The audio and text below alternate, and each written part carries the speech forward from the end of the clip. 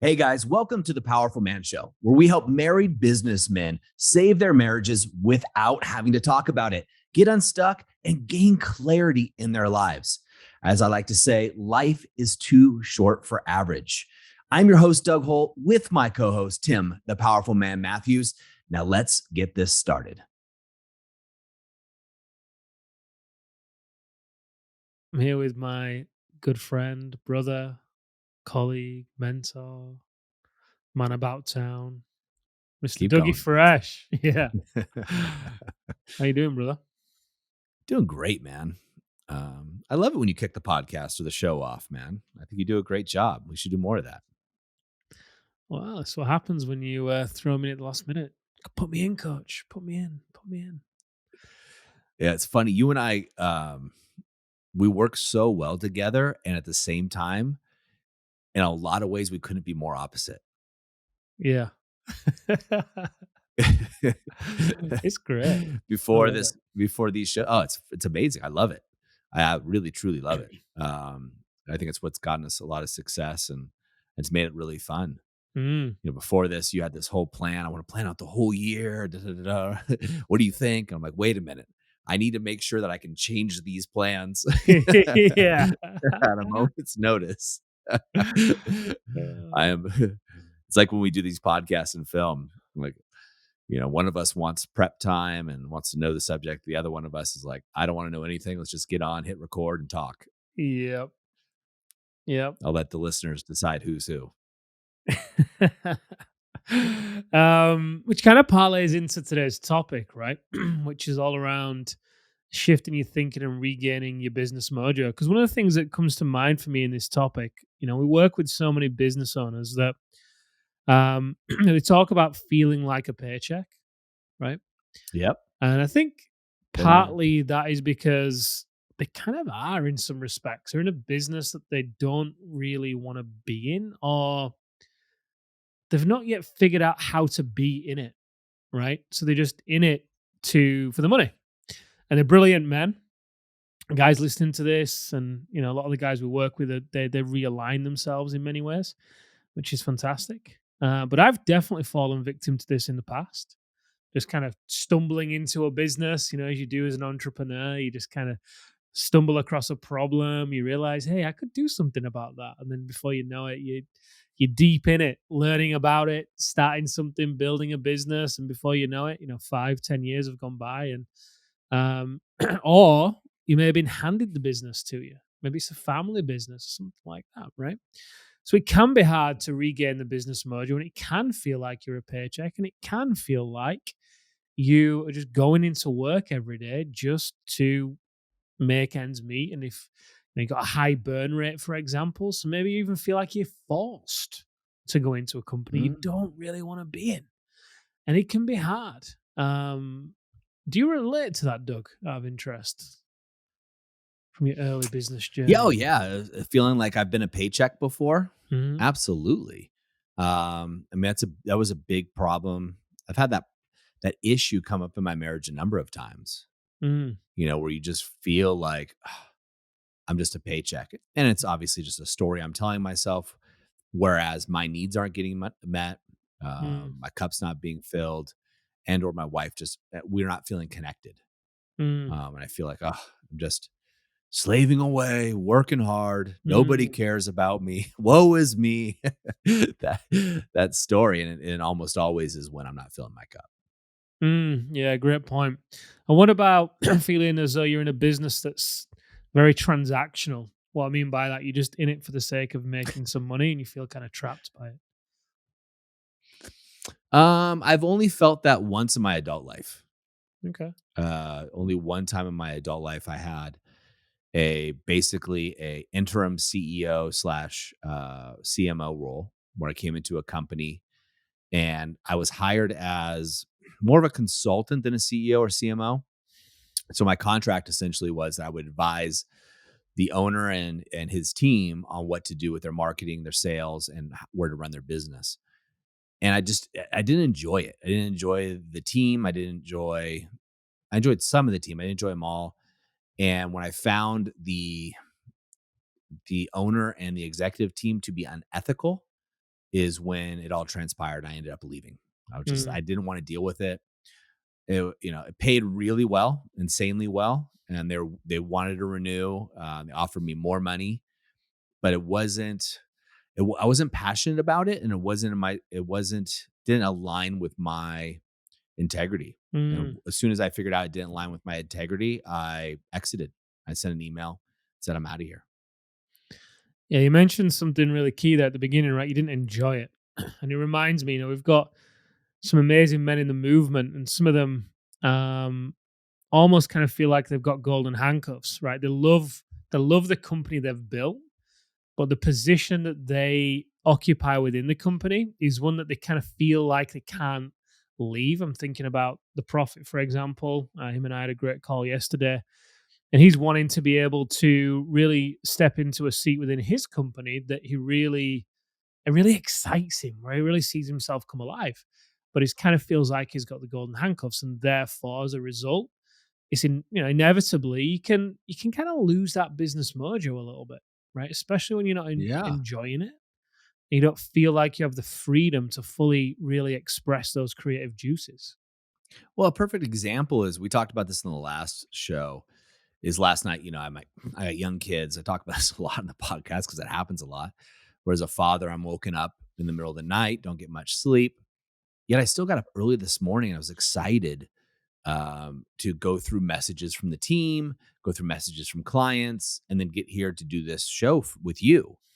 Like I was excited to do that. When the previous job that I was talking about that I got hired for as a consultant, I wasn't excited. And when I wasn't excited, I lost that freshness. I wasn't as effective. Now, the fact that they wanted to renew my contract was great, but I knew deep in my soul and my heart that I wasn't giving my best by any means. It was better than they were used to, which is great, but it wasn't my best. And I had no mojo for that particular business. Whereas you look at the powerful man, the movement we are, we have quite a large staff. And one of the things we pride ourselves in is the living it out phase. It's one of our core values. Mm, And we get to have fun with what we do. I'm really passionate about this. And I'm not going to speak to the prophet, but I can speak to a lot of guys like him who have built great businesses and are miserable. mm, And there's one guy in particular I'm thinking of right now who is, and he's listening to this, I'm sure, is he's amassed a large amount of wealth, large amount by most people's definition. I'm going to be most people, 99.8% of the world definition. Yet he's not happy. And I think if he really pivoted and started doing what he loved and mm, not worried about the money, he would actually be happy, maybe even make more money and enjoy. And when we think about this whole topic that you brought up was how to shift your thinking and regain your business mojo. You can't solve the problem. I think it was Einstein that said that from the same place that started the problem, the same mhm. methodology of thinking. And I know I'm butchering the quote, but Yeah, the same level of idea is thinking. here. Yeah. Yeah, you just can't. And so if you're in this place where you're feeling stuck or you don't have your mojo for your business or something else, all business owners think, Tim, in my experience, is yeah, when I get to this one place, this one, two, Mhm, three things get in place, this key hire, this acquisition, whatever it is, then I can enjoy myself. And being somebody who's worked with business leaders for almost 30, not 30 years, 25 years or so now. Yeah, about 25 years. In one way or another, started off with owning a personal training studio, just catering to business leaders, then moved into mentoring and coaching, is most all of them are waiting for that time to be happy. And that goes 1 year, then 2 years, then 3 years, then five, then 10 years go by. And you're always waiting for that moment. It's like looking for go grab your calendar and find someday on there, right? It doesn't exist. So how do you change it? How do you regain your business mojo, the mojo you have for your current business? There's two options the way I see it, Tim. mhm. Yeah. One is Oh, go for it. what yeah. One is you change what you're doing completely. So for the guy I was referencing earlier, I think he needs to exit his current business and go into something completely different. Mhm. The second thing is you refine your passion for your current business. Yeah. Both can be done. I've done it with so many clients both ways, but the choice happens to be in the person who is in that seat. What is it you actually want to do?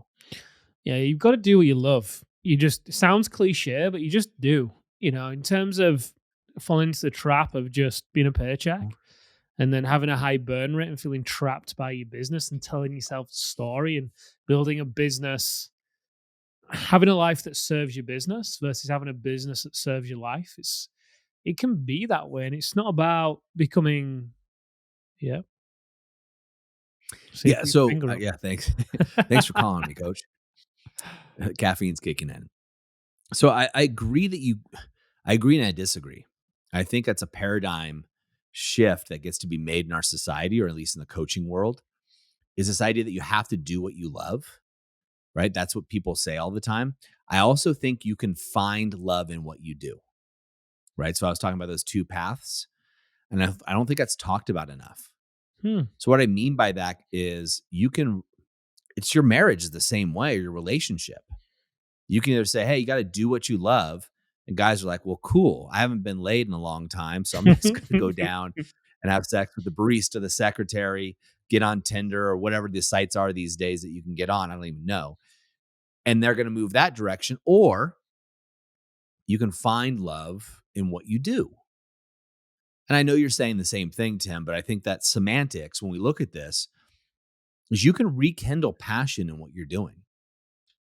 I know it feels like it's a dull, it's a slug, it's hard work, but you can find that passion again that you had previously, or a completely different passion for what you're doing.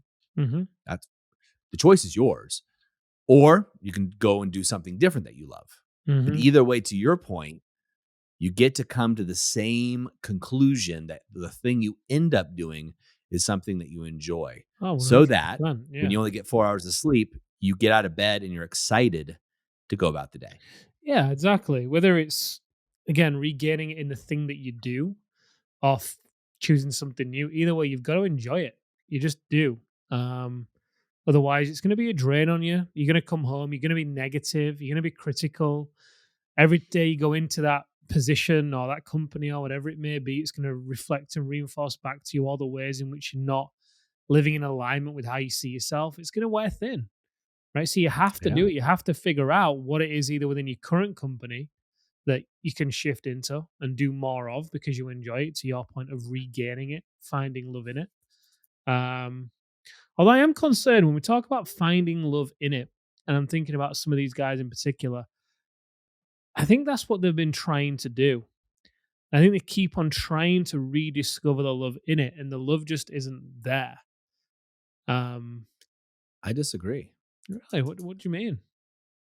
Yeah. So, in my experience working with some of these guys, well, I disagree and I agree.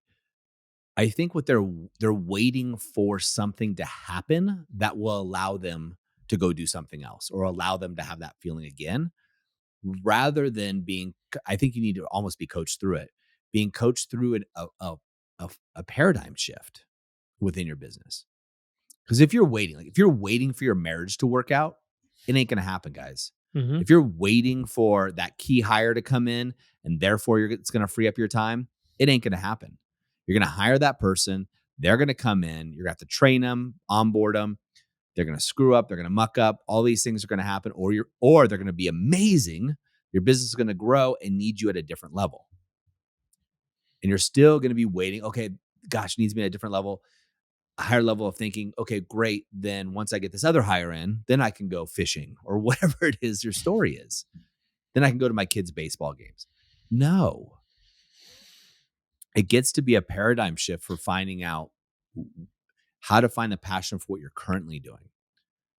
And I will say for most men, 75% that I've coached personally, it's been better for them to choose to pivot Mm, versus finding their passion within what they're doing. mm. Now, and that's also there's a roadmap there, right? It's not like all of a sudden you're like, I'm not happy, therefore I'm going to change what I'm doing. I'm walking out of the office today and I'm going to start pole dancing because I've always wanted to pole dance. It doesn't work that way, not successfully.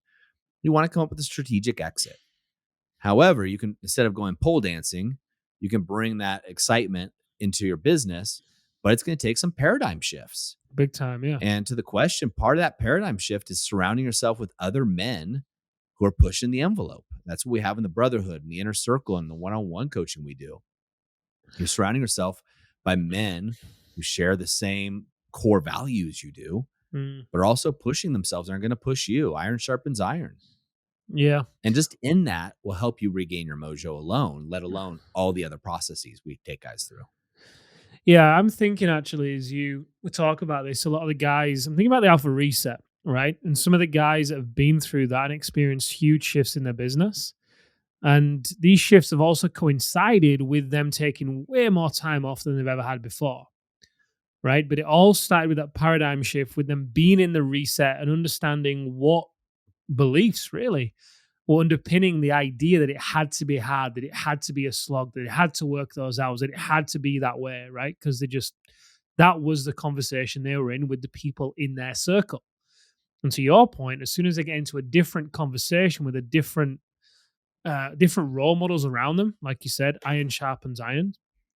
Yeah, it does. It starts to open up perspectives, and with a bit of a push and some accountability, and with the work they do at the reset as well. I'm thinking about Force of Nature, thinking about Jack, thinking about so many of the guys that then made a shift and said, "Hey, do you know what? This has to change. I'm better than this. I deserve more than this. I don't have to operate this way," which then led to the strategic plan that you're talking about. In executing the strategic plan, they stopped being a nice guy really at work and people pleasing and doing everything for everybody else. They really started to identify, okay, what can I only do realistically? What in my week can I only do? From there, they were able to delegate or, well, eliminate, automate, or delegate, right? You've heard that before, cut things out. Alongside this, like you were talking about, they began to live a certain way inside out where they were filling their cup outside of work as well, so that their identity didn't only come from the significance they got in the office, right? They actually started to regain their interests and their hobbies outside of work, which then meant they felt more full, which then meant they were able to take bigger risks at work, like letting go of some of those certain responsibilities and projects that were previously on their plate, because really they were just taking on things that other people could have done, because they had the belief as well, hey, no one can do it as good as me, because they were in that fear-based mentality, right? Um, and as a result, in getting more freedom in the business and feeling better, and typically this coincides with randomly new contracts coming in out of nowhere, record contracts, record deals. You know, these guys, like I said, doubled, tripled the revenue. Talking about the profit a moment ago, he had the best quarter he's ever had this past quarter, on track for his well, I won't go into the finances obviously, but had the best quarter he's ever had this quarter, because he's feeling so much better about what he's doing. Yeah, he's got a little bit of the golden handcuffs, but he's also got a plan now over the next 12 months at most, where it used to be a pipe dream. Then it went down to 2 years. Now it's down to a year, where he can be out of the seat that he's in and actually in the seat he really wants to be in. And just that level of clarity alone, the excitement he had yesterday when we were talking, and the lightness, he was fired up, right? And previously, to your point, without that paradigm shift, it wouldn't have happened. Yeah. I mean, that's amazing. Again, that's like kind of to me, that's regaining, right? Regaining the passion through a shift. I think a lot of guys just don't realize that's possible, because you know what happens is when you're stuck, right? You're stuck and you feel like you don't have it. It takes an outside perspective. And I remember talking, gosh, this was 7, 8 years ago, to my brother, who's 10 years older than me, right? He's got an MBA, ran a Fortune 200 company, Pacific Rim division, lived in China for 10 years, et cetera, et cetera, et cetera. And I remember him telling me, well, yeah, I would never hire a business coach, because I was coaching. I just got hired by a CEO of a very large financial institution to work with the person. And I won't say the person's name. But my brother's like, yeah, I don't know if I could hire someone younger than me, because I've got the years of experience and da da da da da da. And I said, look, the truth is, in my opinion, a great coach, all they do is ask the right questions. You have the answers inside of you. A crappy coach, a life coach, or whatever, they're going to tell you all this dogmatic stuff. A great coach allows you to find it within you. And that's what you're talking about with the prophet, right? The prophet has it within inside of him. And you, as a great coach, Tim, were allowed to help him find it, right? That gold is within you. And so he was able to find that and bring it forward. So we talk about this idea of how to shift your thinking and regain your business mojo. Guys, there's a lot of ways to do so. Step one is to surround yourself by men who share the same values. It could be women too, but men that share the same values, first of all, because you can't really train values. And then look at different perspectives, right? That's the key. You need to find a new perspective. There's a great book as well. I advise Thinking Time. The book is by Keith Cunningham, who's a mentor of mine.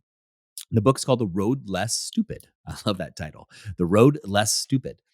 That book is a great thing to help you set up your thinking time, right? That's step two. Surround yourself by great people. Step one. Step two, set aside thinking time.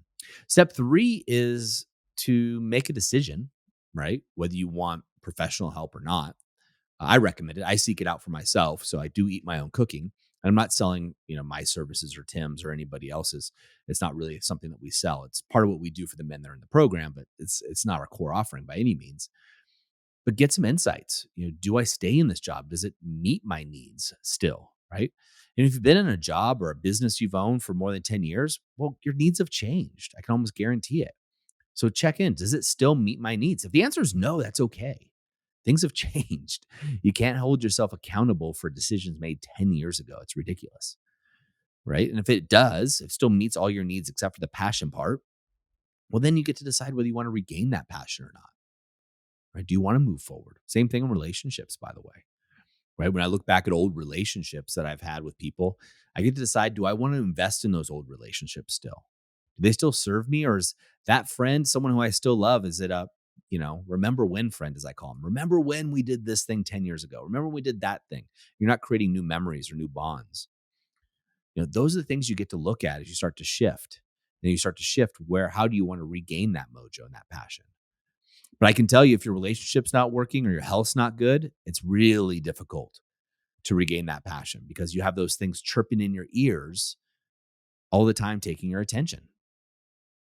Now, what I would propose is you leverage your business to help you regain your marriage, help you regain your health, and regain your passion, right? Because you want to use your business as a business owner.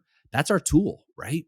That's our tool to allow us to do these things, to allow us to take time off, to allow us to travel, to allow us to do the lifestyle we want to. The funniest thing is, people started a business for freedom. And if you're listening to this and you're a business owner, that's farthest from the truth of what really happens, right? Farthest. However, you get to a point where you get to design your business, design around your lifestyle, have your business fit your lifestyle. We have men that run, manufacturing plants. We have people who are dentists. We have people who are doctors. We have people who run construction companies, lawyers, doctors all over the board. And one thing that the guys that are happiest are in common is they eventually, even in a later stage of life, 50s, 60s, whatever, start to make sure that their business revolves around their dream lifestyle. And usually when that happens, you actually make more money. Not always. Some guys make a little bit less, but they have tons of freedom. And that's worth it to them. Because when you leave this earth, however you leave it, you don't get to take anything with you, right? You don't get to take that new car. You don't get to take that lake house. Right? When you're sitting in that rocking chair on the lake house, do you want your wife next to you smiling? Or do you want to be alone? You get to take action. You get to regain your mojo too in your business. And I can tell you, as a man who does what he loves, and it's not always, the Powerful Man movement requires a ton of work from me, ton of computer time and work and all these things, like getting in front of this microphone and talking to you guys. It's not always fun, but most of the time it is. And I can tell you that when I leave this and hang up this microphone and turn off this computer, I get to go upstairs to my family and I'll be filled. I'm filled because I'm imagining a couple of you guys. There's a few guys in my mind right now. I love these guys. These are guys that have been through our program and I want to see them succeed. I want to see them win. And if I think that one thing I change could help them move in the right direction, well, shoot, that makes my day. It really does. It sounds cliche, but it's amazing. It's amazing. And that feeling I get to take to my family. And we have a great time because of that. And yeah, it'd be nice to make a lot more money and do all these other things. But I can tell you, as someone who's made a lot of money and hasn't been happy, you just spend the money. You just spend the money trying to get yourself happy. But when you find that mojo and you find that passion, ideally you have both, a lot of money and the mojo and passion. That's the ideal. But I'll tell you what, man, the mojo and passion beats the money every single time. So gentlemen, as we always say in the moment of insight, take massive action. And we'll see you next time on the Powerful Man Show. All right, guys, that's a wrap for this episode. But as I always say, in the moment of insight, take massive action. You see, there are two types of men that listen to a podcast like this. Those that go on from one podcast or show to another, just hoping things are going to change and realizing that they're going to be in the same place month after month, year after year. You see, I was this guy, so I completely get it. You may just not be ready. But there's also a second man that listens to a show just like this. And this is a guy who takes massive action so they can shorten the learning curve, compress time, and get results to be the wolf. See, wolf is an acronym for wise, open, loving, and fierce.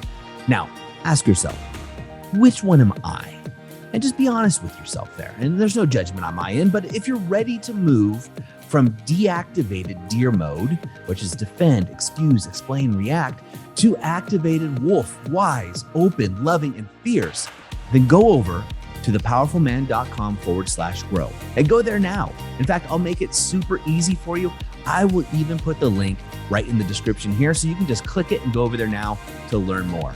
Guys, in the moment of insight, take massive action. Go from deactivated to activated, because like I said, life is too short for average. And I'll see you on the next episode.